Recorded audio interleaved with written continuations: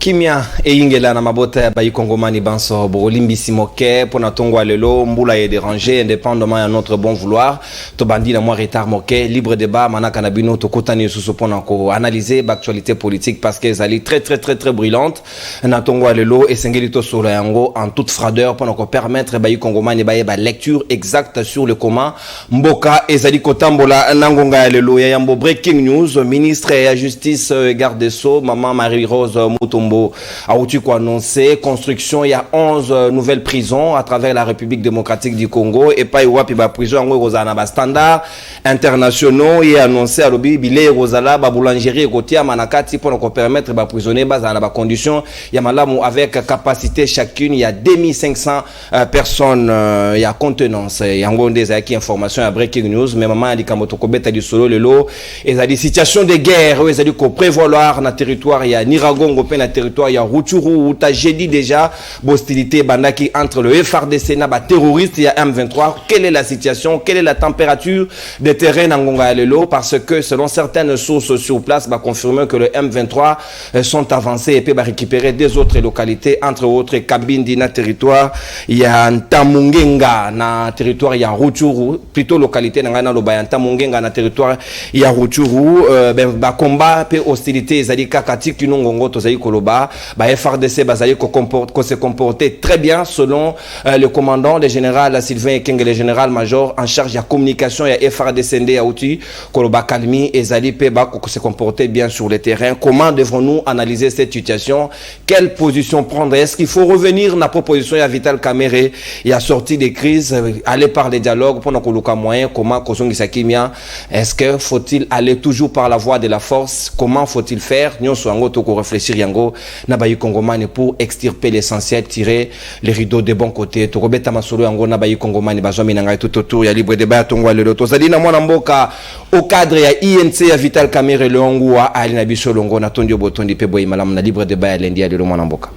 Merci beaucoup pour l'invitation mwana mboka nono nazaya ko sepela pe na kopesa mbote na bayi mboka nyoso bakolanda biso bisika nyoso bazwami mbote pi kokabola mawa na baninga bazali na Bunangana pe bao bazali na Nord Kivu bisika nyoso bazwami pona makamo ekokoma lelo pe mikolo eleki pona bitumba oekotala FARDC na banguna ya ba Rwanda ba batami sima ya M23. Merci bien, mon mboka Leongwa tokobeta masolo yango na Patrick Sahel Oazali analyste indépendant pe habitué à lundi à libre débat mon mboka mbote na pe boyi malam mbote na onde konono merci pour la invitation lisusu na pesi pe mbote na ba ndeko nango tozo partager plateau na pesi mbote na ba kongomani nyonso mais voilà au pesi biso sango moko boye ya makasi ya kitoko. Maman ministre la kibiso 11 prisons ya kitoko na ba condition ya sika na standard international mais bino bokotika biso te na ko la kaka biso makam na bino boye hein avant o la kabiso 11 prisons ya sika bo bongisa na no ba prison o tozana makala ba angenga nyonso wana na passe na buluo et consort bo bongisa ngo bo cha ba condition na kende ko tala jimiki tenge na prison makala na moni ngamo ko na miso lo ba benga ka vungule mais na okina somot. Et puis ceux qui bayebi que ko tala moto pour restaurant na bango za ka pembeni wana ba rolingate au franchir place au mona ndenge ba lamba madesu wana o basangisa na masango mais yozo la kabiso 11 mbongo yo et puis 11 wana prison normale pour basi lisango ils ont 2 ans prison moko on est prison le roi makala wana si ko pour basi lisango faut 2 ans c'est autant il y a la kabiso 11 c'est bon ça 20 ans hein on comprend pas. Donc, la ministre de la Justice, bon, c'est vrai qu'il y a tel au moins mais institution Egolanda, aussi ça. Mais ça dit que le régime n'a pas ça à 20 ans. Pour la qui sont 11 prisons. Bon, tout le monde était pour ce que surtout yo, merci. Non, on continue. Donc, nous partageons aussi la douleur na bandeko yo ba Ougandais. Parce que ngana ninga ko ba boy. Adef tanga bomaka.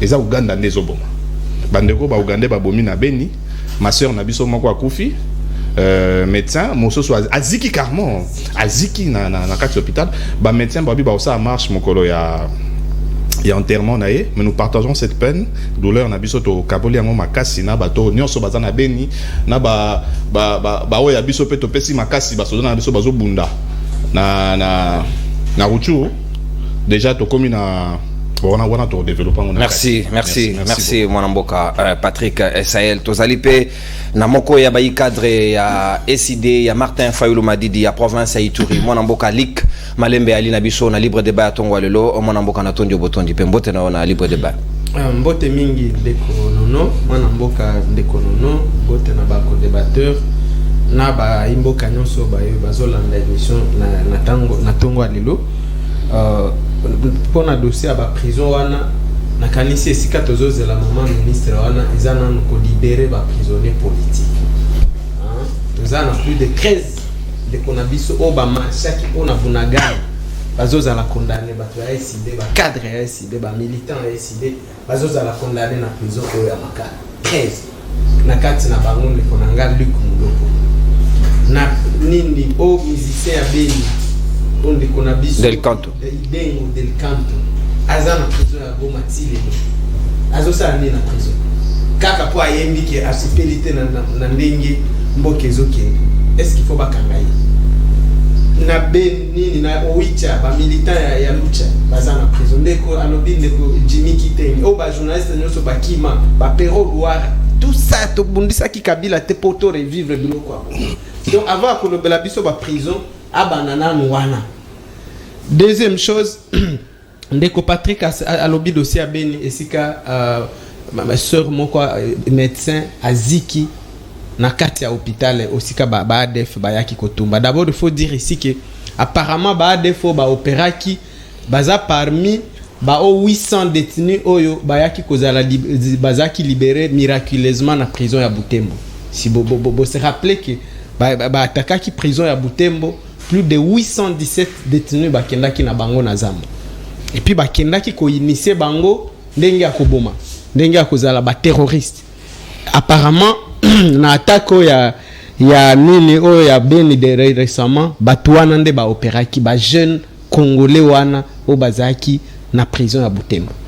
Et maintenant aucun mot ya gouvernement oyo. Même pas ya condoléances na famille ya médecin wana. Une sœur religieuse azika parce que bajan nyoso bakima ki aboyi kokima lobi ako abandonner ba malade alors tango ba rebelle bakoti bakangeli na ndako batumbiye. Merci. Aucun mot même ya ministre de la santé. Banalisation de mort. Ezali kitoko soki mokete. Merci bien. Longonia nabai FRDC Banso bazali na terrain bazali ko se comporter très bien bazali na soutien total.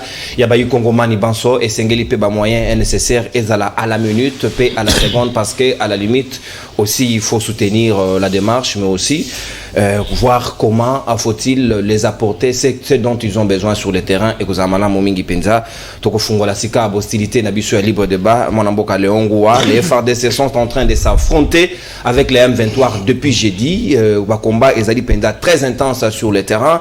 Est-ce que nangonga lelo tokoki koloba que les dialogues oui mais d'abord il faut en finir sur le plan militaire. Merci mon mboka nono pona liloba yambona ya kokoma na mutuna yo na ko zongela mwa muke na maloba ya mwana mboka Luc o akoloba likambo itali ba construction ya ba prison na ebite eloko na ko mituna na mboko nazo comprendre suite. Est-ce que kotonga ba boloko ya malamu ezali mabe kotonga ba boloko ezali mabe wapi kaka binu moko ba ya opposition boko lobete ba condition ya na kati ya ba boloko ezali malamu te esengeli ba améliorer ba kozi ya mboka pe ba zwili kanisi babite esengeli totonga ba boloko ya sika ya malamu ezali na ba standard international mabe ezali wapi mwana mboka ezateka po oza na opposition de soki likanisi ya malamu uti na pouvoir il faut ka oboya yango bazobanga des promesses bazobanga promesse ba imboka likambo te mabende promesse yango kokisama te ba pesi promesse tozila moke ekokokisama tango pe mwana mboka Sahel koloba likambo itali ke non esengeli ba bandana ko réhabiliter ba prison mais esengeli na informer que projet zali ya réhabilitation pe ayebi malamu te réhabilitation c'est bandaki uta na makala ngwa koloba ko pesa exemple réhabilitation c'est bandaki pavillon 8 ezaki de réhabilité pavillon 2 ezaki de réhabilité pavillon 1 eza plein de réhabilitation peut-être pour que na mikolo na boloko te esengeli ko ta na boloko otu na bato ba kuna ba kolanda biso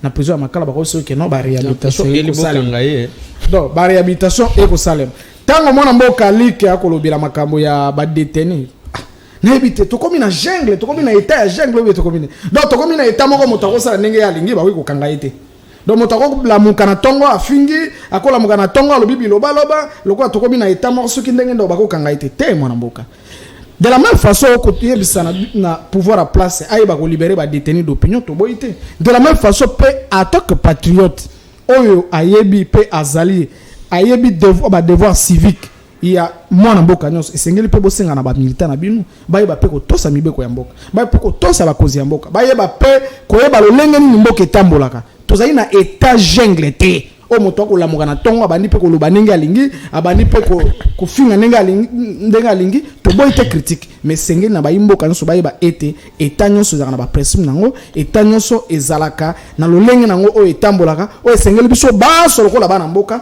totosa mibeko ya leta po ete mboka na biso eyeba kokende liboso nazongeli na motuna na omona mboka nono na likambo etali oyebi biso baya UMC na mokonzi na biso Vital Kamerhe à chaque fois tout le monde a makambo aboye kokoma ekosala biso mutema pasi na yango moni na mwa mayele muke nzamba pesa biso pe apesa na mokonzi Vital Kamerhe to pesa ka likanisi ete bayimboka bayeba kozwa yango bayeba kobakisa na makaniso bakoki kozala na yango po ete kimie bakozonga na mboka na biso précisément na est ya mboka yango mo biso toyaki na plan de sortie de crise na kati ya plan de sortie de crise ezali na ba volet ebele tolobelaki volet o etali diplomatie tolobelaki volet o etali volet militaire pe tolobeli volet o etali dialogue okotala na ba volet wana nyonso yango na ko pesa longonya mingi na ba ya FARDC o ba ko bunda toyebisi bango ete biso ba ya ANC biso ba Congolo tolingi mboko toyebisi mana bango baye ba kokoba elongo baye ba ko pousser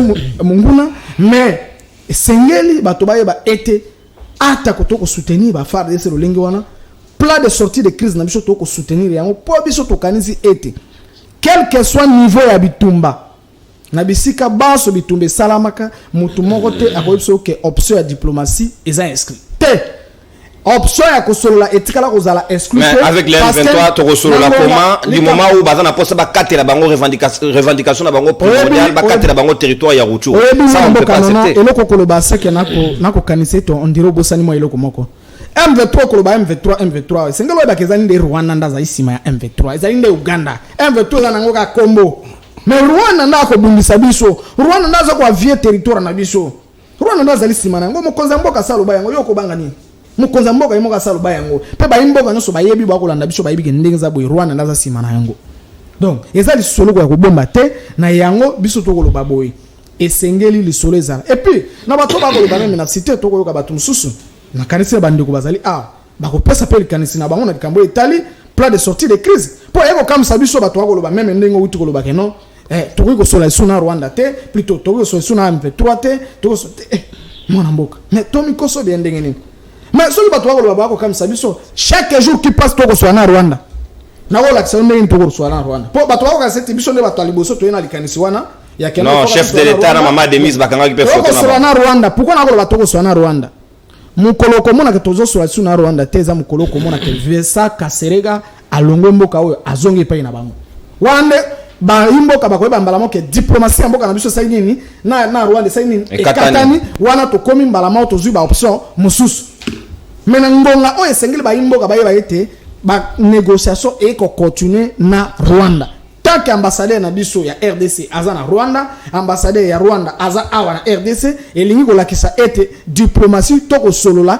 e ko continuer mais biso to bito ko suka wana te esengeli to sala triangle to lobaki ndongo ko mona mesa oyo esengeli Rwanda Uganda na RDC to solola mais avant ko solola to za na ba préalable to stopper na plan na biso M23 il faut déposer ba arme pourquoi to ko loba boy parce que toyebi ke Rwanda ndaza sima M23 Uganda ndaza sima M23 parce que tango ko mona même ba ya faire de ba bani ko bundisa ko pousser munguna boyo ko mona suka ba kotina na Uganda parce que selon aussi les informations sur terrain à société civile il semblerait que l'Ouganda est venu au secours ya ba M23 ngonga moni suko likambo yango wana parce que boko kende eza ya solo eza malamu toko kenda bitumande toko kende bo eliki na biso ete baye FARDC balonga pe ekozala sengo pona bayimboka ata ko tinde ngo toko solo la boye bayimboka bayeli kuna ndi bazali exposer na bamanduki bango nde bakokufa likambo te toko partager mao mais esengeli lisolo ya solo ezala peut-être tango tokozongisa bango Uganda aya kozonga sima te keno ndenge eza boye ayambi bango lisusu po tango bakomona kena sima na bango bayina moto akoyamba bango lisusu te Uganda akoyamba bango lisusu te Rwanda pa boye koyamba bango bakosuka tokozana capacité ya kosala nini ya kokanga bango po Rwanda akolobakisa ngai te Uganda akolobakisa ngai te mais boni soka kabiso to repousser bango bakoti Uganda bino boyambi bango alors que bazana capacité ya kokanga frontière na bango ke bakota te esengeli to solo na kanisi to ko développer na sujet wana pe bande ko bakopesa likanisi na bango po oye koleka nyonso awa ezali ke mboka na biso e bakozwa kimia mboka kotambola liboso pote nyonso to koloba eza pona bongana ya mboka na biso. Merci bien mon mboka Leongo Asikawa Patrick Sahel, près de 2300 personnes déjà déplacées vers l'Ouganda selon l'MSF. Pe bako senga corridor humanitaire ezala ouvert pour nous permettre l'évacuation ba blessés ou tabitumbo ndongo, mais l'Ouganda joue à quel jeu pendant que tous ba collaborateurs, même si les autres Congolais pensent que ba FARDC bazali ko bunda tout en étant orphelin parce que le chef de l'État se trouverait du côté ya Tanzanie, on ne sait pas pourquoi il est là-bas. Est-ce que il est normal que l'Ouganda joue le double G pendant que tu es en M23? Merci beaucoup pour la motuna na yo. Ndeko nanga Léon. Tolobi boye, toboite pour ça la biso 11 prisons à Sika. Mais tant on robi bo bongisa na no ba prison to zanango. Mais robi ba prison chose à la réhabilité. Ko wapi? Menga na aussi ko sur semaine passée na zaki na makalat. Bon, ceux qui prison les a tellement réhabilités, ils ont bien pour les prisonniers pour vendre kuna. Bino bokenda vendre dans centre ngandande. Bon, malade obela dans centre nganda bobika. On retourne à caméra. Malade obo côté prison si mon bokimbo qui vendre dans centre nganda. Et si là papa quelle prison les a vivables. Hein? Une prison conçue pour 1100 personnes, les lots Toza n'a plus de 11 700 quelque chose. Mais tant que je parle de ça, non bah quelle est la condition basale obi pavillon 8 et ça nini? Jimmy a dans la pavillon 8. Kabunda dans la pavillon 8. Ndeko nangai. Batia ba prisonnier na condition bien. Et l'obité que monto ceux qui à côté prison, c'est dire ka kominiama, azaka ka muto, azaka ndeko na biso. Asaka kimbeba batindi ekuna boyepo et corriger yango ba benga centre de rééducation. Mais qui n'est côté ande batu baza, au moni moto na prison, na moni moto, soko pesi mbote. Fais attention pour sonner ekotika na loboko na yo. Na prison makala oyo. Il suffit qu'au final, makasi poso elongwe malade qui est là dans nos centres infirmerie où ils ont la prison makala où bino bobi bo réhabilité qui n'écoute à la centre dans la condition ni c'est-à-dire que si on continue na centre boye on dirait oye ko zo malade mususu na posa ko sanza te maman wana ministre abongisa prison makala ou tozala ngona kisasa abongisa pe ba condition ya prison ya ndolo. Na prison makala toza na 6 généraux. Yo kanika musu toza na ngwa boye. Ba généraux, un général qui a défait les maïmaï. Hein? En son temps, abundisa ba maïmaï a gagné ba maïmaï ba kanga ba maïmaï batinda ba on na prison makala. Lelo yemo za na prison makala. Mélanger na ba maïmaï. Prison mobimba ba ti ata ba compartiment te que non, o eza côté ba toboye, o côté ba politicien, o côté bazam Fou tourne to benga bango nyonso batana isika moko c'est ko ba maïma yo kangaka wana bakomi komoni se boye na prison makala obino bo réhabilité mais quand même les femmes na 2 ans na ekunata ndeko en fait quand on parle de M23 tout le belara M23 nin tous en ont peu clair lelo émission lelo to sungana nan tout le belara M23 au wapi est-ce que vous voyez que M23 a un bureau politique? Exact. Bureau politique à M23, si y a un membre de l'Union sacrée.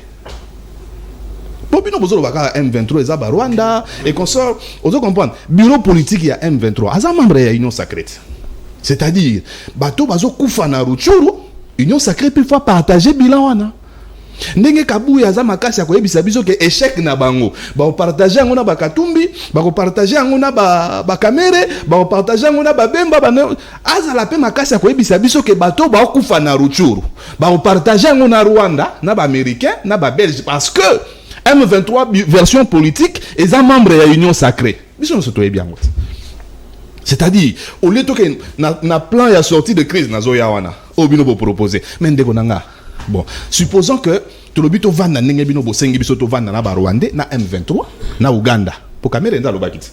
M23, Rwanda, Uganda, RDC, to Vanda, to solo. Mais revendication à M23 version militaire parce que M23 a mis balé. Oya politique a membre de l'Union sacrée. oya militaire bango wana bakangaki Bunagana omoni ngane bandeni na boyi koloba Bunagana na obi Ruchuru lelo bakomi na 3 localités Bunagana Kabindi Tamungenga bakomi na 3 Bunagana fêté 131 jours le 133 au total le 133 jours ya Bunagana to babagisi mibale mais sikoyo bureau politique na bango ezawa bureau militaire ezakuna mais siko tango sengi to solana bango caméra fois à la claire revendication na bango ezaka boye tozwa Ruchuru tokangisa na Rwanda c'est-à-dire que Ruchuru elongwa na RDC et comme territoire ya Rwanda revendication M23 ya ngwana siko tango bozoni na to vanda na bango to sola ndeni bon to ndimi ko pesa mno Ruchuru parce que bon baza revendication ka moko bozo troubler biso na kisasa wa na koloba te ke bozo ko sabiso kino azo kanisa lokola M23 azolinga to sala semblant ya brassage ndenge samaka na kala po ba wilingo mana ba koma ba généraux te tina ndenge ba vandela biso na Ruchuru bazaka na posa moko Ruchuru ekoma territoire ya Rwanda ndelo ko kamera lingi Léon oza congolais tende ko ngai toza biso nso ba congolais c'est ce que Kamere veut mais non ça peut pas se faire mais lobi na bitumba yoka sikoyo. Monsieur Félix Tshisekedi, pardon, frère cher président de la République, nous t'aimons, nous savons que tu nous aimes aussi. Comment est-ce possible que FARDC Azobundana M23, lobby, Uganda côté li M23, tinande baboto biso de localité na Uganda nda yaki na renfort. Uganda ou aza partenaire privilégié ya régime à Félix Tshisekedi. Est-ce que tant que les Américains sont hypocrites, tous les Français, les Belges sont hypocrites, alors Ouganda aussi a un partenaire moko hypocrite. Tozonga na solution à Mosé Laurent Désiré Kabila. Nenge tikali awa moto akoki ko sala kaka to longa bitumboyo comme on a une population. Moto mususu azate. Et charge oyo tikali na mapeka kaka ya population pour ceux qui tokeka na ba proposition dialogue Ruchuru egei pour M23 oyo abunda kuna posa akomi na 3 localités siko soki akena na Ruchuru basu ba localité nyonso wana soki evani na maboko na bango administration nyonso zongi na Rwanda. Il est temps que la population se soulève. Mais si la population oyo Uganda ça kilobi. Uganda fungoli ba porte à frontière. Population a kini plus de 2500. Ba kini ba koti na Uganda. Est-ce que bakozonga ndenge bakotaki siko ndenge baokima wana boye Uganda okotisa militaire na ye abandi ko repousser FARDC ti babotoli biso de localité lobio na tangiao parce que selon Célestin Nyamugira Wazali chef de village il y a Tamugira wana a outu ko préciser que ils se sont infiltrés dans village en civil mais puis paf ba récupérer voilà il faut tant charge siko ezonge pa na biso moko population tout zone ça charge pa na biso ndeko non sinon tukozanga Ruchuru tovanda na bango to solate population telema population sala nengo salamaki osalaka liboso oyo bourgmestre soki gouverneur militaire apekisaka turo to telema vraiment ndeko na ngai minduki yango nini yango M23 azana ngo ya makasi wa ko repousser FARDC M23 akomaki kolela M23 akomi kokima renfort euti na Uganda. Alors, pendant tout ce temps, nous avons posé une question. Président de la République, président de ministre des Affaires étrangères. Comment ça? Mais papa. Mais il est en Tanzanie. Voyage, nous avons ministre des Affaires étrangères à Kosate. Makamako ke na koloba kunisa makambo nini o ministre des Affaires étrangères à Kolobate. Fardé Sandobunda, chef de l'État, lui-même il est ailleurs. Et ça na ba président oyo ya mboka mususu.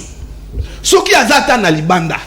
Ayoki que un seul citoyen ya mboka ne akufi azongi mbango mais papa uza na Tanzanie banda 4 jours ya moyo nini eza kuna président za ramo amwasi oui bazo solo oui na bona zobini obangini hello te na lobika bazo solo mama wana akipena no makambo ya Tanzanie azape na ba problème belé na Tanzanie zonga na no papa sunga biso nous sommes tellement infiltrés. Oui, bien que Masisi to betaka masolo yo. Mais pour nini la majeure communauté. Ya bato bazolinga Ruchuru ekota na Rwanda. Eza ba Rwandais ya mingi ba tuti. Na ba utu peli susu. Tout est conçu pour que parti na biso wana ya Ruchuru ezala attaché na Rwanda. Soki to sali kebate. Merci. Soki population olamuki te. To la mukato sangana na FARDC na biso population. Et là monsieur ezate. Réveillez-vous. tous dans la sima FARDC mais Kenya ngope ayawa Kenya wa ayawa. Merci. Oh, Fatia le bala que non. On va l'obtenir. Là, Nalo relancer en ligue. Kenya siko ayawa. Merci. Mais t'attends bon ça c'est zone tampon aux aranini. Merci. Tout ça la pour sa zone tampon te connais sa zone de guerre. Soit soki massa cité allez. Bozo n'est pas nabi. Merci bien mon amboka Patrick. 12e armée en Afrique biso 11e boye de la biso. Merci bien mon amboka Patrick Saïd. Sikawa Luc Malembe en attendant que Mwendela Bwenda rejoindre biso sur Makangami na mo embouteillage. Est-ce que Nangonga ya lelo tozaki na posa ya zone tampon ya force ya EAC parce que ti kino FARDC ko bunda na terrain bango on dirait bayeko kanga maboko bayeko tala biso comment nous sommes en train de nous battre, à quoi ça servirait une force pareille pour Adali observateur du reste. Très bien. Nakanisi ndekongua toya ko sur la dossier à Bunagana surtout parce que yango ndezo préoccupé mboka mobimba. Dossier à ba prison nga na uti prison ya Buna. Prison wana ezaki construite pour 200 personnes. Lelo ezana 2200 personnes. Na prison wana en moyenne mutu moko akufaka par jour ou bien mibale pona nzala pona kozanga kisi pona salite. Alors na makala 6 par jour. Voilà. 6. Alors avant ya ko lobozo tonga ba prison naza d'accord nande ko Patrick qu'il faut d'abord ko sauver va vie wana.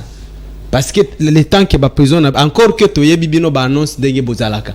Si tout le monde eza ba ministre na bino tout ba yaka ba pasali ba promesse eloko ko salema. Même le chef Nabino ndeko Chilombo ake kuna a lobby azo lancé pour ano profond na banana aussi au mona ata brick moko o ba pêcheur soki na kinsuka aussi au mona ata kinkole alors donc ba effet d'annonce Nabino wana toza ngo susu besoin te bokende nanu parce que toyebi keza ekosale mapeti bokende nanu ko s'occuper na bateau bazokufa. Alors ndeko nono avant na répondre question na yo est-ce que otanga ki communiquer il y a FARDC. Ouais, Natanga. Toujours soutenir l'armée na biso. Ouais, parce que les FARDC se comportent bien sur le terrain. Voilà, toujours soutenir Bango. Et puis, mais na lobby, toujours soutenir l'armée, mais ça kolobate keto bandoko ça. Parce que na moni bazo attaquer journaliste moko oyo alobaki ke ntamugenge koi et en réalité ça Stani Boujakera Kozali de cœur mon temps intimider la vérité il faut dire la vérité sans couleur exactement que pour toujours soutenir l'armée ndesoki bik makambo zo kende mabe to non c'est pas ça soutenir l'armée. Alors nini communiquer wana na kanisi ce n'était pas bien fait. J'ai fait un effort de me spécialiser dans la communication institutionnelle. Je suis expert en communication. Donc, il faut armé à Kobanda ko se justifier, ko pleurnicher, ko omoni. L'armée nabiso c'est ça la communication. Ils sont venus nous attaquer. Papa, c'est nous l'armée loyaliste, régalienne. Bisonde, il faut to bouter ennemi. Il faut pas nous dire que coalition et Rwanda baye ko attaquer biso na mboka na biso. Ce genre de communication à mon avis ne sont pas à la hauteur. Il y a un jeu armé na biso. La RTNC ndeko nono. Est-ce qu'on a dit que depuis j'ai dit mboka na biso eza na bitumba. Et loko bazo benga chaîne nationale yebite. Moi, j'ai regardé hier toute la journée RTNC. Même pas un mot sur Bunagana. Il diffuse les informations. S'il vous plaît. Non, je suis choqué. Ce qui n'a pas dit que chez nous... Éjaculation précoce, n'est préoccupant. Je suis choqué. Ce qui n'a pas dit que chez nous, nous fonctionner dans Bongo, na biso peuple congolais. Et que pour tous s'informer, il faut tous de la RFI, tous de la France 24. Tous de la CML13. Tous de la CML13. Non. Est-ce que CML13 ont fonctionné dans Bongo, il y a contribuable congolais? Non, privé. Non, privé. Mais Bangola, c'est là que nous avions besoin de cette chaîne-là. Talabilo Kozola qui s'abisso. Oh, Jalelo, Chilomba Salibo. Qu'est-ce que nous on va faire avec ça, monsieur? Toujours toi qui n'en a bilo Koana Wapi. Comment on peut faire jusqu'aujourd'hui que la RTNC est professionnalisée? Basali Ango, qu'est-ce de propagande à politiciens, fainéants, à politiciens incompétents? Et maintenant, tant que journaliste Moussou Akoloba Babandi ko attaqué, c'était le rôle de la RTNC d'informer. Il ne faut pas s'attaquer à un journaliste qui a fait son travail. Alors, Tolo Belasikoyo, dossier à Bunagana. Oui, dossier à Bunagana. Parce qu'on nous traite, nous, que nous, l'opposition, tozo appuyé Tenayoki Bande Konanga, Ngua, ok, Bolingi to appuyé Bino, nous allons le faire. C'est notre pays, on a besoin d'appuyer notre armée, d'appuyer tout le monde. Mais nous n'allons pas appuyer médiocrité, Ndeko. Nazo pesa ba chiffre awa. OK. Est-ce qu'on a une image? On a armement armé na biso ezanango. Des vieilles mitrailles de la première guerre mondiale. Ça la kasusu guerre bongo te pardon. La guerre actuelle, c'est une guerre, il y a logistique. Mais pourtant, régularité et na frais de fonctionnement et Assemblée nationale, vous n'allez pas calculer. Vous pouvez imaginer. Vous avez vu les vieilles mitrailles que notre armée amène au front. Rien n'a été acheté presque. Depuis 4 mois, Bounaga les a occupés. Se réveiller, relancer front. Ngana kanisa kike, si sombi quand même équipement conséquent. Moi, je n'ai rien vu. Je vous donne les chiffres. Drone militaire moko ya Turc, oyo nini Ukraine les osale la micro. C'est l'Ukraine qui. Ouais, c'est l'Ukraine, ouais. Oui, moko eza 4,6 millions de dollars. Seulement. Drone militaire oyo baris bazosale la, eza ya ba iranien. Eza ba drone kamikaze. 200 000 dollars la pièce. S'il vous plaît. 200 000 dollars. Tozua, char de combat. Il y a des Français, Charles Leclerc. Ils ont 8,6 millions de dollars. Il y a des Américains, Abraham. Ils ont 5,3 millions de dollars. Il y a Baris 90, 3 millions de dollars. Tozua, hélicoptère de combat. Il y a Baris Mi-28. Ils ont 16 millions de dollars. Il y a des Français Tigre, ils ont 34 millions de dollars. Il y a des Américains King, 138,5 millions. Et ça, nous, on n'est pas incapable de s'acheter. Voilà les choses. C'est un manque de volonté politique. Voilà, biloko biso toza prêt à soutenir. Bon, c'est la tête soutien na biso na légèreté, na incompétence, toko soutenir en côté, messieurs. Beaucoup tinda basoda na biso boyete bozo sacrifier bango, bozo tinda bango kaka. La guerre actuelle est la guerre, il y a logistique. Et ça sous guerre il y a kalaté, il y a ozana na 10 000 hommes non. Na AK-47. Non. S'il vous plaît, aidez-nous à vous aider. Biloko wana nde toko soutenir. Bosali yango te. Mbongo na bino eza ya bino kaka tozo ka ba millions, oyoka ka ba millions ba ibaka. Non, c'est des centaines de millions. Tu vas sentir un tel ministre a détourné 20 millions, 40 millions, Toyoka Kamususu 220 millions. Azaki entendu na aner dossier Silawana. Ça peut acheter combien de drones? Ça peut acheter combien de chars? Alors, Bozo Zwambongo, Bosali ba voyage, Ndeko Patrick a rappelé que depuis jeudi, armée na biso za engagé na Bitumba, oyo azomi benga commandant suprême azate, toyebi atate soki azawapi. Azana Tanzanie. Azali président de la République. Azali président de la République. Tolérance, s'il vous plaît. Il faut assumer Ango. Cause la présidente de la République, il faut l'assumer, il faut le prouver. Ah, ok. Yango tolingi to monde. Parce que Aza président de Ngozoloba, a ko répondre na ba invitation à ba journaux na nini te na Angleterre, na Londres. Est-ce que webi o muta invita ki Chilombo na Londres? Un magazine, The Guardian. S'il vous plaît. Donc, Azakana ministre était. Aucun chef d'État était là-bas. Yemoko. Même pas un ministre. Même pas. Il n'y avait rien. Une délégation de 80 personnes. Donc, le chef de l'État honorait un magazine. Attends, chef de riz Angleterre. Attends, chef de riz Angleterre. Chef de riz, comment c'était? Alors, ceux qui bloquent, on a des besoins de la bisoto soutenir. Merci. Merci, mon amboka. Une délégation de 80 personnes. 30 secondes, il y a EAC. Bon, voyage moko. Non, n'a pas ça sous chiffre. Ok, papa. On a chiffre. En décembre 2021, IGF, il y a un moment et reconnaître que Ndeko Chilombo assis à Salaki en décembre 2021, il était à son 100e voyage. En octobre 2022, donc Tozan a 150 voyages, quelque chose. Par voyage, Ndeko Chilombo, vous avez le chiffre? 2 500 000. Ok, calculé. Ndembongoyo et quoi équipé armée na biso. Bongo aussi là na ba voyage, na ba champagne, na ba mariage, botindi armée kaka boye, vous vous réveillez un matin. Moi je croyais que tango ndeko tozo lelawa, bon libérer Bunagana, moi je croyais que eloko ezo salema en termes ya logistique conséquente. Na silisi na imbroglio oyo bozo benga diplomatie. Soki botuni batuni régime na force tampon. batuna nanu régime na bino au juste tozo sala nini tozo sala bitumba tozo sala dialogue tozo sala qu'est-ce qu'on fait au juste? Moi je n'arrive pas à me situer.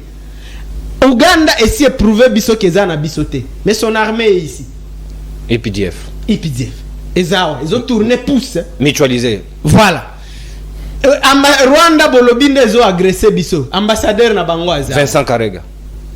Tomoni photo ya Sika une récente photo et Sika ndeko Chilombo azo yamba Vincent Karega. S'il vous plaît bozo salande nini? Ça c'est ce que vous appelez diplomatie. Yo lobili biso dialogue na silisawana nani na lobela yo ndeko to si to dialoguer na batuana to lemba. Nous sommes allés tikondima inacceptable to pesa bango. Plus de 300 généraux officiers ya batusi bazana armée na biso communauté na yo ni tribu na yo et bozana combien de généraux? Peut-être boza ata na général mon côté bango bazana 300 messieurs olingi to sa nini sous. Qu'est-ce qu'on peut donner encore à ces gens? Qu'est-ce qu'on n'a pas donné? Bazo senga ba intégrer bango na armée ke yo moko yuti koloba wa ke attaque congolais moko azana M23 te siko tozo selola na bango nini. Merci mon amboko tozo intégrer ba rwandais nyoso wana lisusu na armée bakoma na 1000 généraux donc bazo armée ya bango tout est commis à bango nous on va rester là ko observer bango but apparemment puis na silisi wana apparemment bato ya INC ba futi bango mbongo. Oui bino na chef na bino wana apparemment ba futi bino mbongo boya ko esa nini to merci Lick merci le congolais est boy dialogue to boy yango on ne veut pas dialoguer et puis ceux qui vont dialoguer régime na bino les biso tozo doit pouvoir d'ici 2023 on va y revenir. Merci on débordait d'une minute. Merci on débordait d'une minute nous récupérer on a deuxième tour de table na moni pendati na ko utiliser carton rouge na carton jaune na émission à l'eloté parce que et là inatina te mota otungisa moninga zaite c'est le Congo qui nous préoccupe au plus haut point c'est tout ce que nous avons besoin mon amboka Leongoa. Le conseil de sécurité annonce une réunion d'urgence le mercredi prochain le 26 pour na kaka na la situation où il ko prévaloir et insécurité dans l'espace à Grand Lac mais surtout RDC Rwanda Bagozala en avant-plan pour nos Maloba. Est-ce que nous pouvons maintenant dire froidement et ouvertement dans la communauté internationale que c'est trop hypocrisie trop supporter en sauter on a choisi notre voie?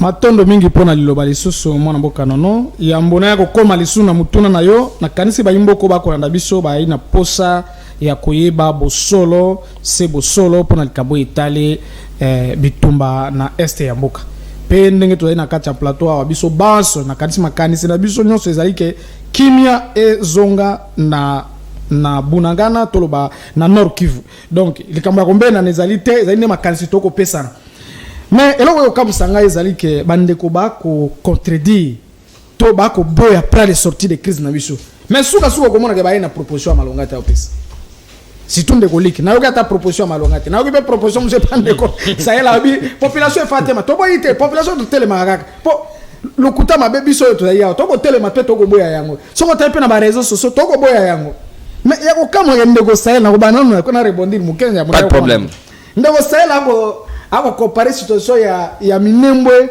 na situation ya Bunagana mais quelle confusion ndeko Sahel quelle confusion yo ko comparer situation ya Minembwe o ezali ke biso na biso awa to telemela ki yango ti ministre o ya décentralisation à l'époque azali Roberwa o azali moko ya baya ya communauté wana kuna azongi na simo po ayalaki ministre ya l'état congolais awa tant pe ba congolais ba telemelie yena ministre intérieur pona ba nyonso bakendaki na bango na ambassadeur américain bakendaki wana tant population telemi basani bazongi po yeli kambo ya mboka awa to boyaki yango to lobiete chef coutumier akoki kozala nommé pas arrêté ministériel ça ne doit pas se faire parce que coutume yalinde makambo ya bakoko o ese banakala o ezalaka déjà depuis quand on peut nommer un chef coutumier ne to telemela ka yango ni besoin comment on va comparer ma bitumba na ma Minembwe il y a une confusion totale de ko Sahel alobeli Minembwe koteni olobela ki yango olobaki kombo ya Minembwe te mais opesa ki likanisi wana ala dans ce sens ala dans ce sens el kambo etali makambo ya Minembwe yo kanyino Minembwe na ko kende tikanga na loba mais eloko comme sanga ile susu awa nde nayoki na plateau na yo nakoyoka ke non M23 bayali ba membre union sacrée esengelaki mpe ndeko dans la partie politique qui sont au sein de l'union sacrée c'est aussi au fil de tout le monde leader na bango eyali nani na kati ya union sacrée ngam na sala union sacrée soki eza ya solo membre et comment parti politique membre union sacrée et puis awa ndeko sayela koloba ete revendication ya bandeko ya M23 ezali ke Ruchuru ekoma attaché na Rwanda.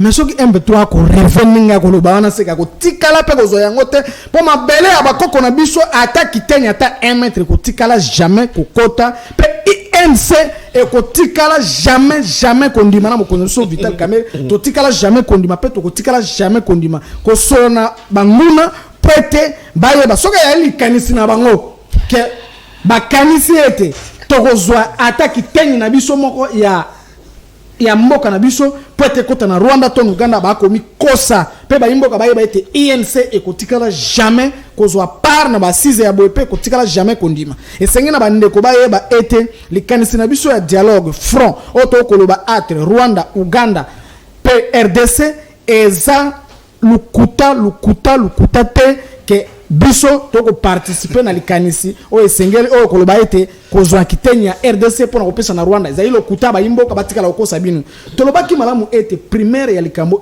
tel plan de sortie de crise to bombile mokonza mboka pona nini oyebi ke toko so makambo etali bitumba awa donc bana boyena na bokota na toko so makambo etali bitumba toko solola makambo etali sécurité ya mboka ezali esika te oto kozwa ba stratégie nyonso biso to yayi nango to tendre to tia yango na place publique noki te banguna yango ya Rwanda banguna yango ya Uganda bakozwa po sika to kolobela awa siame de télévision zali télévision ko landa mokili mobimba boni moni to kozwa ba stratégie nyonso to ko tia yango na mesa a boko so banguna bayoki yango ezali malamu te pe oyebi ke era makamususu oto koloba atrebiso tolongo na ba caméra ana partie na biro na kolobeli ndenge na biso maintenant ko kamwa ba faiblesse miso même ya l'état congolais à un certain moment bandi ko na biso opposition fo baye ba yango ba mitraille et seniorité et sika ozali sika to kokoka koya to bandi ko lobela makamusu ozali malamu te pamba te to ko pesa stratégie na munguna wa ka attaquer biso wana yondo ko participer na ba stratégie ya banguna pote baye ba faiblesse na biso po baye ba ko attaquer biso ozali malamu mais d'une part aussi faut mettre les moyens doter ce qu'il faut et faire des saloba qui on yango okomona ke na plan de sortie de crise na biso na volet ya armée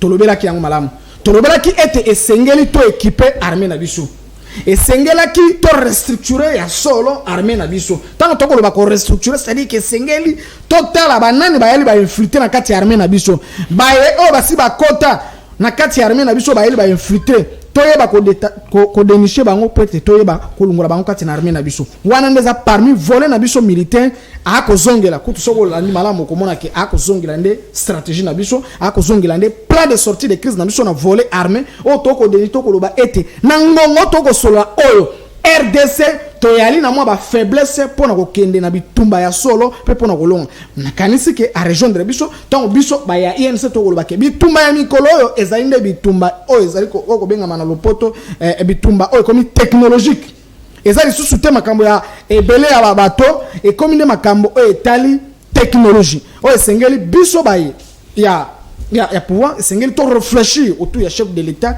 lo lengeni to ko équiper armée na biso lo lengeni to ko mobiliser ba moyens po ba imboka ba ebité bato ba koloba msusu pende ko liki tenga ko loba loba wana oui mais ndeko liki faut ko yeba ke bitumbe zali nde mbongo esengeli musolo mais ata ko bitumbe zali bato esengeli balia ata ko bitumbe zali esengeli bafuta bato ezali nde musolo na yango mwana mboka nyonso même sika yo zwa mais ba député ba wolia déjà au bazui mais batika nanu ba pesa ngo FRDC ba député biso baso to se mobiliser pour que toyeba lo lengeni to ko sunga armée na biso na ba phase nango nyonso donc eza sika te to ko lobela kama kama quelle attitude prendre na conseil de sécurité à mercredi et loko moi regret mo ke to ko zana ngo zali ke soke zalaka ke plan de sortie de crise wana ezala ki mise déjà place ke to ko solo déjà ezala ki occasion malamu ya ko profiter liboso ya communauté internationale ya ko lakisana mukili mobimba po tata mokonzi ya mboka asala ki sa volonté na ye tango to kututa na mbuzu na bato wana na moko mais soko yeko so na Rwanda wepesa makamususu soko ke na Uganda makamususu mais tango bango Uganda na Rwanda bako kuta na bako so na makamususu bako isoler biso alors esengeli bato ya mukili mobimba liboso ya communauté internationale bayeba pe toyeba kosolola mbuzu na mbuzu toyeba kolakisa na mokili mobimba po ete bayeba koyebisa biso nini bakoluka na mboka na biso boni meme baye wana ezala ya Uganda ezala ya Rwanda sito bakopesa manduki na bango epa ya M23 bakoka kopesa bango ata embargo ya kosomba ba manduki te mais biso bato toko attaquer mboka moko te toko sécuriser mboka na biso donc elo toko c'est le conseil de sécurité à mercredi levé total ya régime d'information toko zela na conseil de sécurité wana d'abord eloko ya liboso ko lever mesure na bango ya embargo biso to yena likambo na mutu moko te totikala ko attaquer eta mususu te ba lever sans équivoque ba lever embargo wana pe ya mibale bayeba na kobenda matoi na Rwanda pe na Uganda bayeba kotika soutenir M23 peut-être biso baye Congolman toyeba komizo wa charge toyeba kobenga na munguna na yango toko senga pe toko continuer ko réitérer volonté na biso ya dialogue front entre trois pays au peut-être kimia e bakozonga na kati ya est ya mboka. Merci bien, mon amboka. Léon Goua, Namakani Sinayo, Patrick Sahel, le Conseil de sécurité annonce la réunion d'urgence le mercredi 26. Est-ce que RDC et Sengelia Kende, avec colère à l'appui, Tolingi sous-sauté, hypocrisie, ou soit claquer porte s'il le faut, dans les Nations Unies? Parce que trop c'est trop. Ce sont les Congolais qui meurent. Une mort, c'est une mort de trop. Il ne faut plus tolérer ça. Léon. Nga lobaki na nga na lobi ma sœur nda kufi na beni ba Uganda ba bomi c'est-à-dire ba rebelle Uganda nde ba bomi aza moto ya soignaka azaki na hôpital tango batenso bakimi ya boyine ko kima ba rebelle Uganda ADF ba ye batie moto mama na kufi yango ba médecin ba lobi ba marché mokolo ya kokunda ye binembo ye ko lugani ni wana tango na sengi population a télé c'est-à-dire na lobi phrase ya Mouze alobaka. Le peuple doit se prendre en charge. Sikoyo, ndekonangai, bino bozo soutenir plan de sortie de crise na bino, oyo tobe ngango lokwa dialogue vekam talobaki, to sola na bango. Mais na monoko na yo na noté lobi, tokotika la kosola na bango te, nozo contredire kan. Na lobi lo lengo wana te. Te, sengeli na bayimbo ka bayoka ya mona. Yombe, binu bato liboso. Bolobela ki yango awa. Ke yo motolobela kiango yo lobele te ba revendication ya M23 et c'est bazako sengeti ruchuru za l'attaché na Rwanda et oko yebisa na bayimboka ete biso na plan de sortie de crise na biso toko lobaka to solana bango c'est que toko soutenir bango bazo yango donc na sens na yango na yebisa ki ete soki ezali pona ko kata territoire na biso pona wanexer na Rwanda bayimboka baye ba ete INC ekotikala jamais ko ça précision détail merci na yebso bo bande ko ba ko sala na revendication na bango mais le but que soki toke ko sala na bango to pesi bango yango merci bien mon amboka Léon très bien précision détail merci Patrick ko ba ko na revendication na bango et le but que se boke sala na bango c'est que bo pesi bango yango wana ko za 40e lisolo. Est-ce que Pexam ko solo s'il vous plaît non est-ce que Pexam ko solo carton jaune tolérance Léon comment on rebondir dans 30 secondes ça n'a jamais été s'il vous plaît Léon comment na tourner à Mania wote osolati bozola na tourner à Mania na tourner à Mania to solo na Patrick avancez la réflexion na tourner à Mania ozo la vérité na tourner à Mania to solo na baimboka bai kongomane o bazali na Nord Kivu to solo na bango na kutuna bango makanisi na bango supporter mon to solo na M23 to solo lipe na Rwanda te Uganda s'il vous plaît Léon ozana malobate Patrick c'est toi jouer au l'ex minute na tolérance s'il vous plaît toute question doit être préalablement supposé et passer à s'y mettre en transit. Voilà, Léon a les Zano na Kimia Nzambaza na yo. Herman Cohen déjà à côté de Bisobrebi. Ah bon? Herman Cohen a Ipsi Bango. Paka papa wana Ipsi Bango déjà bi nde boza boye botika RDC. Botika RDC bo lever embargo na bino. Herman Cohen a autour le bango. Ça fait 2 jours. Bon, et l'autre tozo c'est un conseil de sécurité et ça mais biso penano to vanda na moi Kimia. To me kana no jena bangots ba mseki biso soki bongi boso mamandoki botindela biso tipi ya mandoki bongi bosomba na tipi ya ministre to me kana no pata wanat po to zela ka to zo ka raison te to za na embargo ba lever embargo te mais to me kana no pe ko ebisa bango to za na posa ko somba tel bibundeli tel est-ce que problème les a bango est-ce que problème les a bango to za ka biso obi que 70 millions mo ebima rapport to somba ba drone to somba ba drone ni Sama Lukonda somara o ya télévision. O ba ça na ba. Bataille na match. Poto soma ba drone type militaire. Sama Lukonda kezo ba drone na RTNC là. Ya mariage ko la ndeko la galo bipo ba balela la ba ke ba fête mariage. Papa, soyons sérieux avec nous-mêmes. Soyons sérieux avec nous-mêmes. Biso tozo soutenir FARDC tolobi ke FARDC to senga na bango mikolo na mikolo. Bo la sabiso non ke bozana posa ko doter FARDC. Bo pesa non seulement mbongo na ye, bo doter pe en tenue même na armement. Bo ça la GA Conseil de sécurité. Pour conseil lo bagé non, biso za sous embargo te. Ba yebisa biso ndeke pour traçabilité ezala. To yebisa bango que to tel minduki tel type na ba munition. Mais to mekata wana pe passe. Ba 70 millions ngo ya ko somba munition wana atako. Il y a un début de poche. Bon, Gassiko Lelo, Nazande Penzana passe dans mon thème. Makambo Conseil de sécurité a décidé qu'on a. Avant, il a décidé, Bishop peut photo décider dans Makam na Bissoa. Non, ok, dans Makam na Bango dialogue. Mais Nazana pour ça, président de la République, s'il te plaît, papa. Nalingaro Mingi. Oui, bien Kengai, na CP la Rano fort, Fachi Béton. Mais Fachi Béton, pardon. La qui ça n'a Bissot que, aux en associés à Moka. Tika non ba voyage, pardon. Na ebité balaka konini kuna ne tikanan tindaka nanu ministre européen a se fait la peine na ba avion amata avion mwakala lutundula lutundula kendaka nanu makambo wana fachi azana tozana bit neto solanga na plateau masa c'est betama depuis j'ai dit bitumba ezali makasi neto solanga plateau bon neto solanga plateau ngana yo masa c'est betama mais neto solanga plateau président zane na Tanzanie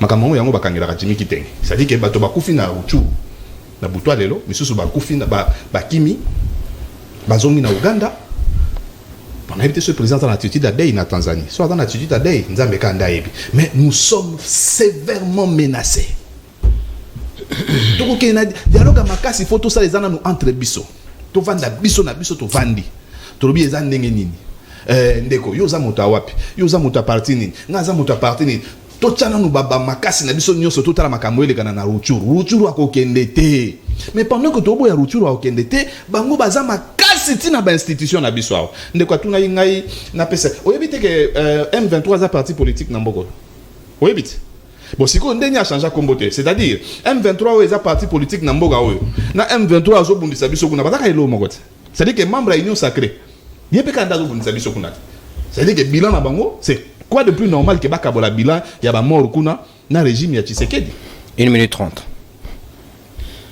c'est ça conseil de sécurité to comme tokenda tout la gosso tokenda ba pesa na ni raison ba départager avec biso dos à dos biso na Rwanda eloko ezate muto menacé muninga azate mais bango moko ba anglais ba uti commencer sous semaine passée à boyeke no bisonde angla fundi biso human watch soki watch wana ba fundi nde biso. Mais tant que tu as la diplomatie d'agitation, la diplomatie bon, tu as la diplomatie de voyage. Les frères sont sérieux. Les Congolais ne sont pas c'est normal, Natala, les abino bateau à régime. Comme menacer moins de la terre, non représenté. À ça l'accident, dans zela pour aller en émission, c'est le protéger. Ah, il est sacré, je vais aller au sabre accident solo pour confier. Papa, faut pas souhaiter les malheurs. Il y a créé comme un accident. Je t'aime bien, mon frère, je t'aime bien. Frère, conseil de sécurité, il faut d'abord que sur ce patriotisme, merci. La population, peuple, téléma, peuple, la qui s'habille pena que non, au lingi pena, ata été ni à 2 cm à Congo, le but, vous savez, 131 jours, Bunagana, l'autre bagage, c'est 2 localités, comme il 3. Donc, bandalelo, il faut tout changer. Et ça, c'est Bunagana, et comme il Bunagana, kabindi na tamungenge. On va où? Merci. Na éviter ceux qui besoin mon a passion ezao. Merci. Bisengo na bango ezalo na ba voyage non 2,5 par voyage. Merci. Na utai ko annoncer au début de l'émission que Mwendela Bwenda, 3e intellectuel Yakabe Akamwanga, le prophète politique maître Papi Diosongandu ali na biso elongo akuto koma mo accident ezui na nzela mais azali déterminé pour na bolingo na pour na mboka ayo ko rejoindre biso. Ozali na dernier tour de table pratiquement mo na mboka na pesio 5 minutes. Est-ce que na bitumbo RDC na nzela FARDC zai kondongola na ba terroriste ya M23, qu'est-ce qu'il faut faire na ba relation na biso entre Uganda na Rwanda parce que apparemment baninga na badai ko coopérer na biso na ndenge ya solote. Bon début de semaine à toi Ndekonono. Bon début de semaine. Merci. Pena pesi madame Mbote Molani Monena libre débat. Merci, Aza déjà devant et grave. Bon début de semaine, na balanimo sur libre débat. Na Simbote, na baninga nanga to me sanako sala débat d'actualité. Ya moko na biso. Je m'excuse pour le retard, yomoko Tchukoloba. Mais je suis totalement déçu de voir un ami à moi souhaiter ma mort et puis à l'Obakénami. Donc ça c'est une très grande déception en direct. Je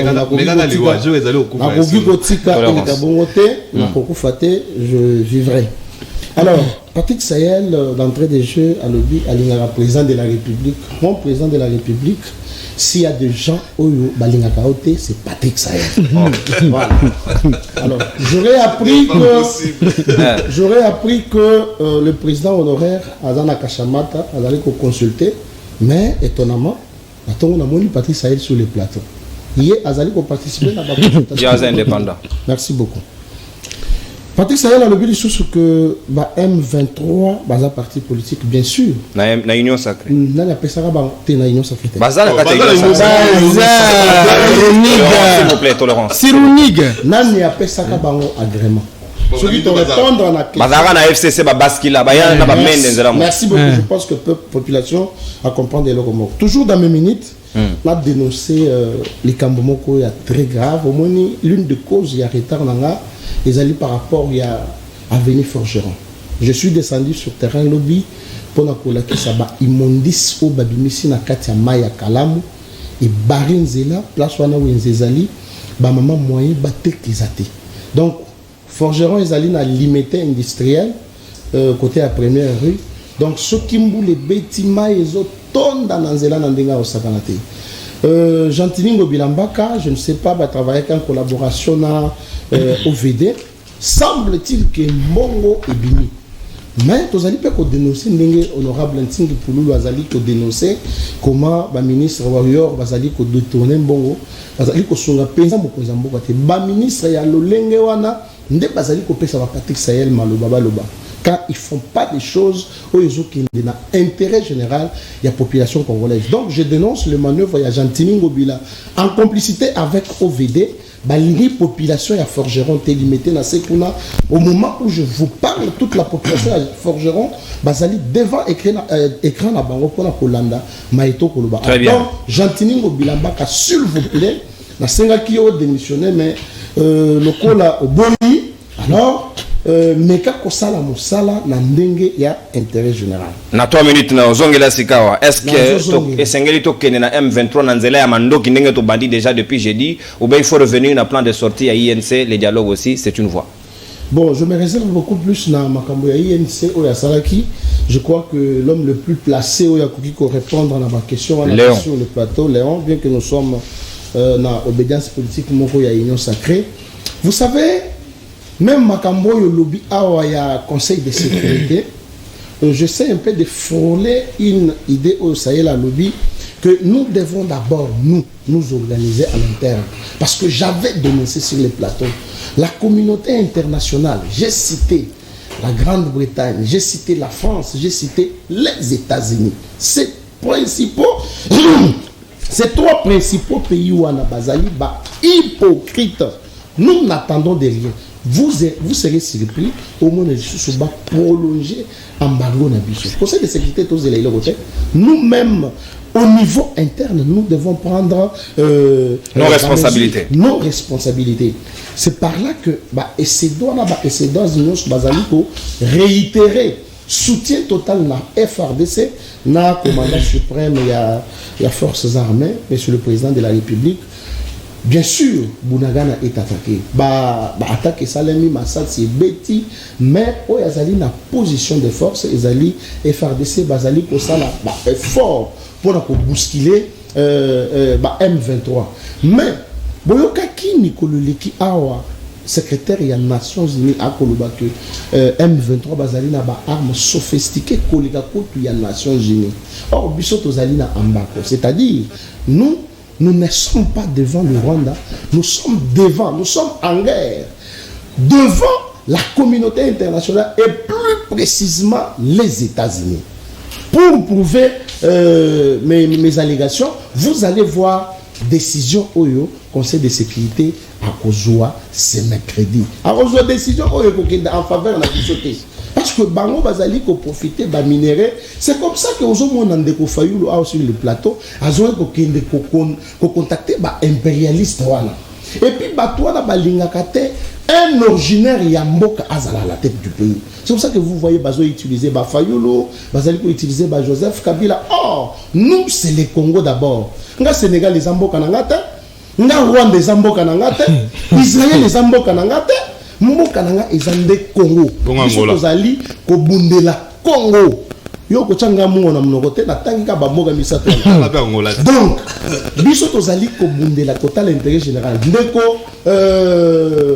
non au moment où nous parlons sur ces plateaux tokozala na ba tendance na obédience ça c'est une question commune aux autres na avantage ya population mobimba Martin Fayulu a causé la tête, Félix a causé la tête, Indépendant a causé la tête, Vital a causé la tête, tous unis derrière le FRDC. Parce que dans la minute de Bissonio sur photos à la Sima ya Mokonzambok, tous soutenir, tout le baba malobate, la hypocrisie, oh, ndeko saye la zone lobake, oh non, Félix na linga kayomi alors que c'est faux.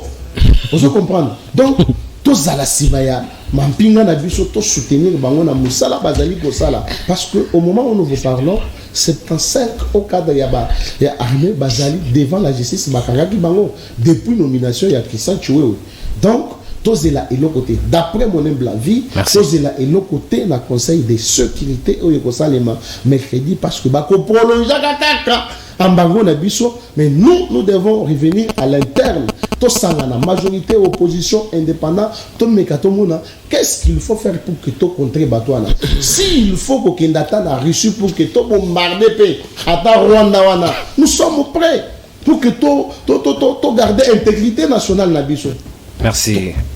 Merci mon amboka mwende la bwenda ko bombarder Rwanda ko zongisango ruini lokola Babylone de l'époque.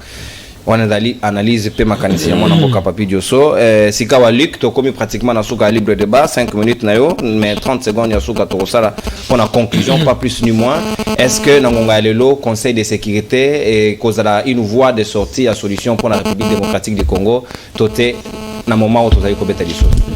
Très bien na zo répondre aux questions na yonde konono mais na lingina lo belande konanga nguake a tiangana babiloko na bango ya soki ba sortie de crise na zana katite pardon pour bandolo baonga na landio na non s'il vous plaît plan na bino ezaki to solola na ba Rwandais to pesa bango parti ya mboka na biso et puis apparemment ba futi bino mbongo po boya ko nini ko lobela population ya Congo ndi mabiloko na bino wana orto kondimaka yango jamais nazana ba plan na bino wana te pardon ya mibale ko loba wateke biso te proposer eloko te bandeko na uti ko tangela bino na ba prix ya ba biloko il faut bosombela armée pour lingi to proposer susunini le problème na bino c'est que boyoka kate tangu ndeko Chilombo bandaki ba nini na ye na Rwanda wana akendo signé o ba Rwandais reye awa ba Kagame ba ya na stade bobeteli bango maboko o ba minere nyoso na biso bando kende Rwanda tolobela ki bino teke bokeba na Rwanda na Kagame wana boyoki te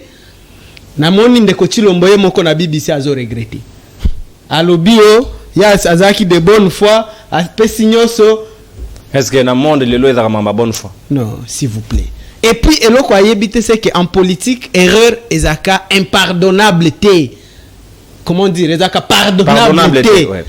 Ceux qui ont dit que ça la qui erreur, il faut démissionner, c'est la simple des choses à faire. Parce que toko kende na ba ese erreur boyete. Eza vie à nation, eza vie à peuple mobimbeza en jeu. Une seule erreur de Chilombo et quoi coûter vie à des femmes et des enfants innocents. Ça coûte déjà. Ça les coûte déjà. Tant to bobanda ki biloko na bino, on vous a prévenu. Boyo kakate. Tolobeli bino awa lelo bosombe l'armée mak biloko. Na pesi bino na ba prix. Bibundeli. Et comme onga nazo sala ya ennemi. Ndeko. Naza a besoin cause la militaire. Mais la chose élémentaire on a yebi dans l'art de la guerre, c'est que avant deux forces et banda bitumba. Mutunyo a s'informer que na ti ya ba arme moninga zanango. Poye ba koma ko contre. Kanisi wande yebite ba arme to zanango. Qui t'a dit ça? Qui a zélandais lik dans le belaye. De quoi tu me parles ici? Baza informé, nabiso peso qui nabiso photos à la renseigner type ya baarme bazana nde musala odemi ya pesengele sala. Alors yozo lo belanga wa kingane na yeko ko sala jeu ya ennemi. C'est quoi ça? Quel jeu de l'ennemi? Na yeko pesa bino proposition. Bo somba, bo zwana mbongo nyoso à l'état, bo pesa na armée. So kiti lombo. Est-ce que yebi voyage na pesa bino sous chiffre? OK. Voyage moko par jour, il y a frais d'émission en décoti lombo. Ça c'est dans le budget 2022. Ce qui a zana mboka ya Afrique, c'est 960 € par jour, par nuitée. Il y a frais d'émission en décoti lombo. Ça c'est dans le budget. Tu peux aller lire. Ce qui a zana Europe ou bien en Amérique, 1500 € le jour. Zwa siko yebele abato akenda kana bango na banini na ye na ba voyage na ye. Bolingi to lobati. Et quand on va dire ça, oh, biso bolingi to soutenir nini? To soutenir médiocrité to kosa langote. Pourtant on peut donner aussi $500 par nuit na militaire Voilà. na bitumba est. Alors ceux qui ndekoti lombo atikali na Congo atindi ata ministre parce que nini coût ya voyage ya ministre est moins cher que ya moko. C'est tout ce qu'on vous demande de faire pour une fois. Bon se sacrifier, bon tikana nou ba voyage, bon le belana nou ndeko. Bon moi je suis honnête, ngana linga kaete. Oh.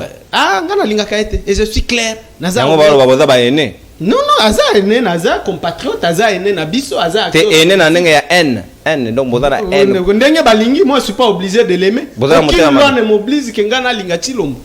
Aucune loi. Président de la République. Hein? Chilombo, Neko Chilombo. Ngana linga kaete. Ça c'est moi. Ça c'est normal. Voilà. Bon lobby que m'deko Patrick Non, là, ça la c'est hypocrisie. toi, tu l'as Ngana quand même. lobby naza honnête na linga kaete. Oui. Donc aye ba la télévision. Oui, c'est sûr clair. Aye, bah, Linga ça, c'est kaete bien. et c'est de mon droit. Que Pourquoi d'autres quand on indépendants. te po? Non non ba okanga yote pona nini. Oza libre. Ah non, Tolérance. reste la vie. Oui. Alors, Bolo Belaye, voilà notre proposition de Ngua. Pour Bolobi to pesa ka. Il y a déjà mutu yo lingarate. A to pesa proposition dara ya ndenge ya N. Ah bakolo baka biso toza ba jaloux, ba ene, ba sénégalais na yoki ba débat awa. Na ba Camerounais. Ah, la Tanguy Sénégal. olobi awa. Oui, oui. Ke Fayulu bazo utiliser ye ba impérialiste. Mon Dieu. Tangu toyoka ki mutu moko alobi awa ke mama na ya aza angolaise. Yo landa kite.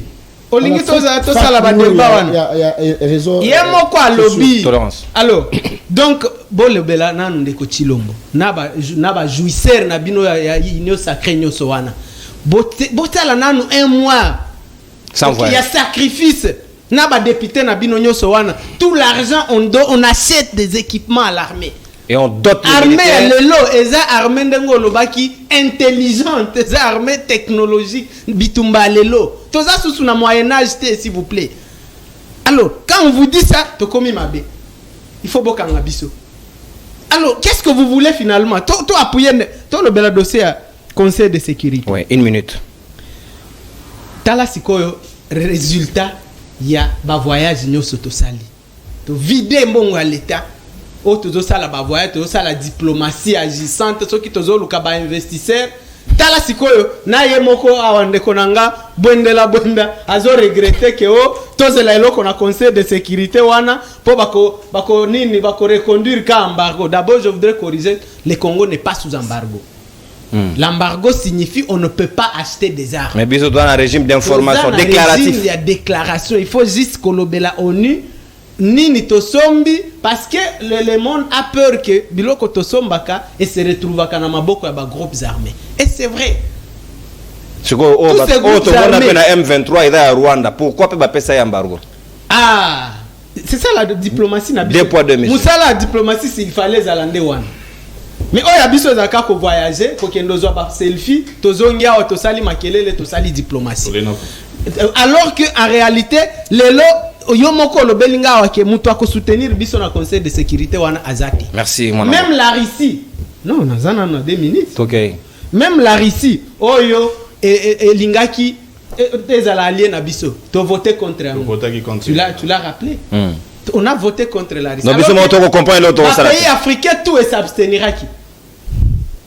Quand on a voté contre la Russie, ezaki pona intérêt à nani? Eza États-Unis te. Kaka aux États-Unis ozoya kolobela biso awa o ndezo soutenir Rwanda. On fait quelle diplomatie au juste? Oh eloko wana ko benga ngo diplomatie. Voilà les résultats. Toza na mutu ko soutenir te. Toza on n'a pas d'alliés. Donc tous ces voyages n'ont servi qu'à une chose, tourisme d'État. Merci, mon amour. Pas de la diplomatie. J'ai fini par dire ici que Nini Ndeko Ngua, yo olobito sololana M23. Mais bino moko yo juru Ndeko Nini caméra zaki na est. Bon lobi ki akie na buti na Bunagana qui a risqué vie na ye. Moi j'ai suivi ça ici. Qui a risqué vie na ye aketi Bunagana. Alors akutaki ba M23 te bo sololi biloko na bino bosi lisangote. Il fallait, c'était l'occasion bo sololana bosi lisana kuna. Et puis, Botika Bisso tranquille. Nous, ce qu'on veut, c'est la guerre, monsieur. Merci. On veut nous faire respecter. Et je termine par te rappeler ce qu'on appelle le droit de poursuite. Pour Olobia, ok, Tango Tobeta KM23 et Kimi na Rwanda. Ou bien à Ouganda. C'est ça. Oulingo m'a rappelé hier que Bango Bazan a droit à poursuite. Bazo Rolanda. Comment bien Rolanda raté? Comme si Bangonde l'État. Il n'y a qu'un État qui peut utiliser ce droit de poursuite. Merci, mon ami. Donc, et là, quand on utilise, c'est ça. Merci. Il y a un autre Binobo équipé armé.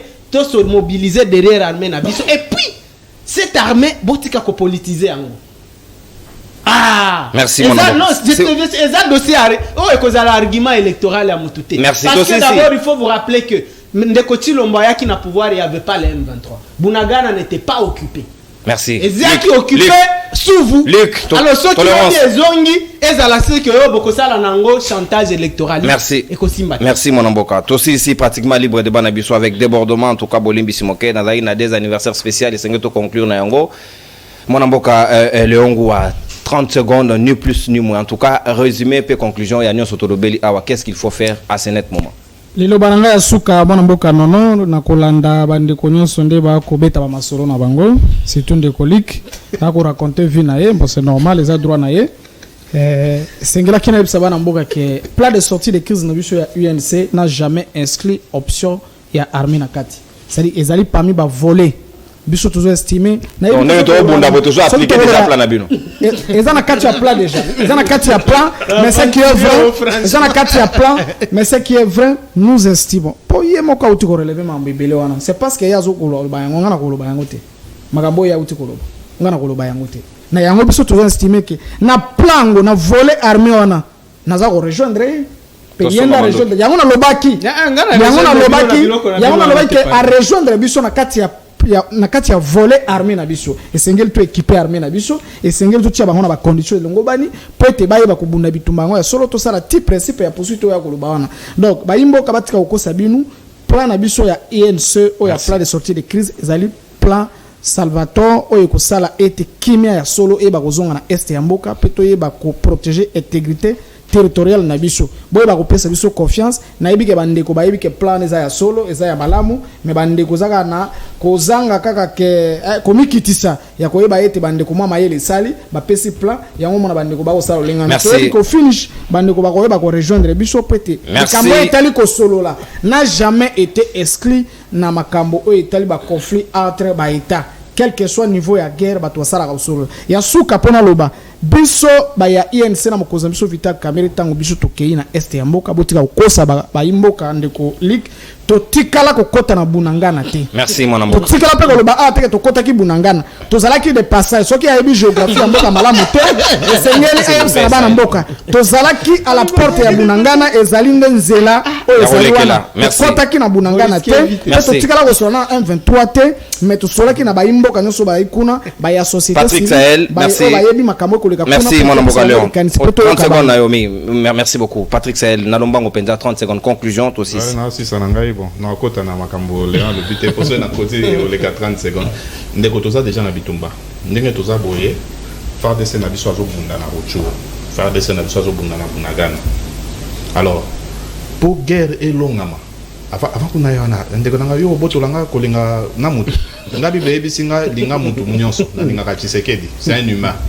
OK ko inisanga yete parce que toi tu l'aimes plus que moi au lingé kolekanga problème te pozolia makambo zolia na ebo kabola bino mongonde boyebi tout ça déjà na guerre botolonga guerre ezana ba biloko misatu etambolaka mbala moko na bato baza na terrain ndenge militaire aza na terrain renseignement faut ça la makasi il faut pe média et lo ba makasi ah nde siko tozo pesa charge ya makambo yo pe na ba média o ezana mboka na biso surtout RTNC ba leimbo RTNC bino ba image na mine za rokola échographie wana mais bolo bakata batu ba yoka bato bayoka take na Congo bitumba ezali bolobata bozo bato tia babiloko moko ezanga mutu etenza chena film éjaculation précoce.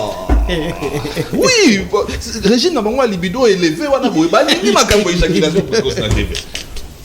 Merci mon amboka. Renseignement bande ko na biso ya demiap bande ko na biso ya ANER bande ko na biso ya P2 o bato babenga communément ba bureau D.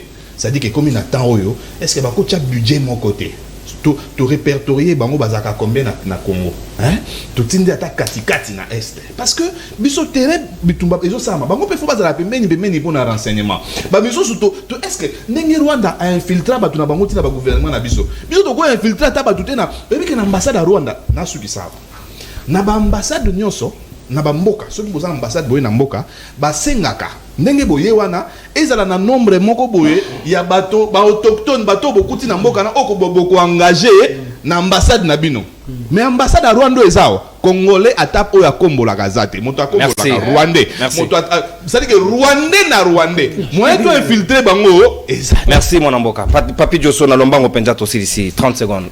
Non, ce que je peux dire na bato nyonso mboka na biso tozali attaquer tozala sima ya mokonzi ya mboka tolongola ba discours ya haine tolongola ba discours ya basse classe tolongola discours ya caniveau tozala elongo parce que mampinga na biso ezali na kati ya kosala musala po babenga na mongona apparemment sur ce plateau ndeko Luc yo ozana posa te faire dessin ya bunda longa. Parce que le langage n'a non, langage n'a utilisé, j'ai oublié d'écrire ainsi de suite. N'a tangi kaka bamboka simple. N'a tangi combo. Il a fallu lutter. Mais j'ai commencé par dire que Fayoulou est utilisé par les impérialistes. Or, Bisso Congo ezali patrie na biso. Congo ezamboka na biso. Nana mboka mosusu te le Sénégal, nana mboka mosusu te le Rwanda, tout comme Israël. C'est ça ce que moi j'avais dit. Merci mon amour. Donc ndeko nangai, nous réitérons, nous essaie nous allons réitérer soutien na biso total na mapinga na biso bisika bazali baye ba que bana Congo bazali sima na bango etazali ko like ete balonga bitumba oyo bunagana ezonga na. Merci beaucoup Mwendela Bwenda, troisième intellectuel ya Kabea Kamwanga. Mon amboka Luc Malembe to ici 30 secondes. Na ici na question. Ouais. Est-ce que régime oyo ndenge ozomona ngo biso nyoso na ba Congolais tozomona ngo régime oyo bimisa biso na dossier ya bunagana na répondre na place d'avant. Non, c'est une question. Na ligne réponse T. Non, na ligne réponse. Papa oui. Ce qui na lobby kenga na linga kandeko Chilombo T, c'est pas l'individu ya Chilombo. Non, les a idée na ye. Ils ont convaincu ngate. Ba action na ye. Non, c'est ça. Naza un problème personnel na yete kutu na jamais na kutana na ye bikutu yete. Na koza na problème ndengeni. Merci. Ils a problème personnel. Merci mon amour. Ils a problème ya ba idée, ya ba action, ya ligne politique ezate. Ngana zo mona ngote. Très bien. Na yo ki dossier ya ba impérialiste. Mais bino moko to moni boke ko kanga ba photo na roi d'Angleterre. Aza impérialiste te. Non, ba combattre l'impérialisme, ba bino kaka nde boza na droit ya kokuta na ba impérialiste wana eza diplomatie. Mais ceux qui za Fayulu ake kokuta na ba impérialiste Fayulu aza ko sensibiliser diaspora na biso ba se préparer pour na élection. Merci. Parce que loi électorale oyo même ba congolais à étranger ba ko voter. Et puis au monique boko za la tana voix moko na diaspora. Bon c'est pelité. To c'est aux unions. Tous ba congolais tout ya merci diaspora. Luc, merci. Na ya mboka. Boko zo zéro na mboka bozui zéro. Na silisi koloba. Merci émission Sili toza ina tranche matinale. Tolérance. Ba komaka livre. Bino ko komata TFC. S'il vous plaît, tolérance. Akufi soki docteur atikala ko komata silabisa pambati. Merci. Alors, donc docteur sans syllabus. Oui, nous avons un livre tolérance, s'il vous plaît. S'il vous plaît. Donc il y a là Socrate. Donc nasilisi mwana mboka merci Luc. Nasilisi kolobake toza sima ya armée na biso. Mais toboyi nini ba gestion calme. Merci mon amboka. Au débordé na 30 secondes. Au débordé na 30 secondes na Luc. S'il vous plaît. Merci Luc, s'il vous plaît. Au débordé za ina tranche matinale ba Benika Pemba ba Rolanda biso juste après awana ba grâce bola Congo. Sikawa to silisi mena na mise au point moko pona officier moko ya FRDC. aza mannequin, aza karatéka, aza batimba milage bantaba, il est sur les réseaux sociaux. Namaputa, s'il vous plaît, c'est moi, s'il vous plaît, s'il vous plaît, s'il vous plaît, c'est moi qui ai la parole. Botikelangana lobanae. Pendant que le pays est occupé, Bounagan a 133 jours, jour pour jour. Yo ba nommé yo, ba pe sur responsabilité, ozo l'accepter. Au comité conseil d'habitude ba tapage dans les réseaux sociaux. On n'a pas besoin de ça, s'il vous plaît, monsieur le général. C'est ridicule, on n'en a pas besoin. Na kout nati na otanga comme on a temi ba ko ça la Sony Amboka. Sony Amboka. Je regrette, je comprends pourquoi Kabila a tiré un embargo. Donc c'est ridicule pour notre pays, on a besoin des hommes sérieux, pas battre sur le théâtre et la télévision. Big up, Namonamboka, le big manager, lui, France Kouzike Santotilo, a fêté anniversaire, Naïmokolo Alelo. Voilà des citoyens que nous voulons pour le pays. Et non les gens qui portent les chemises de président de la République dans l'armée. On n'en a pas besoin, s'il vous plaît. Réal, merveille, va pas fêter anniversaire, Naïmokolo Alelo. Natondi Bino Botondi Longo, Nanabino, c'est les Congo qui gagnent. Tokutani, lobby, nouveau numéro, le mardi, libre débat. Bye bye. Et on se salue. Puis à la prochaine.